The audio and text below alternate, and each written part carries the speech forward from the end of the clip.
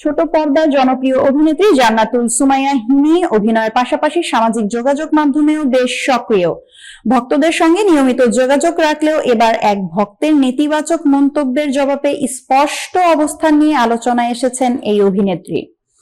ঘটনাটি ঘটে হিমির একটি ফেসবুক লাইভ চলাকালীন এক দর্শক তার মেকআপ নিয়ে মন্তব্য করে লিখেন, চোখে মেকআপ না করলে তাকে আরো ভালো লাগতো।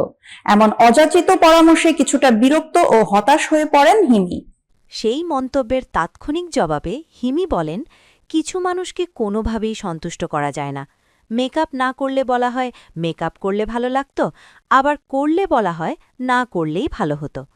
বাস্তবতা হল সবাইকে খুশি করা সম্ভব নয়। নিজের অবস্থান ব্যাখ্যা করে হিমি আরও বলেন, তিনি নিজের পোশাকের সঙ্গে মানানসই সাজই করেছেন। সাজগোজ করা তার ব্যক্তিগত পছন্দ এবং এতে অন্য কারো আপত্তি থাকার কারণ নেই। তিনি প্রশ্ন তোলেন, সাজ করতে দিলে সমস্যাটা আসলে কোথায়?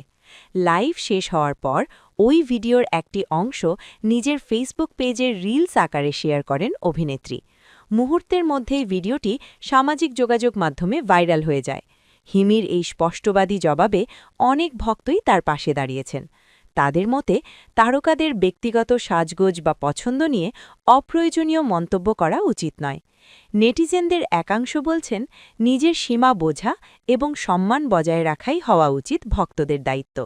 সব মিলিয়ে ব্যক্তিগত পছন্দ নিয়ে দৃঢ় অবস্থান নেওয়ায় প্রশংসা করাচ্ছেন জান্নাতুল সুমাইয়া হিমি।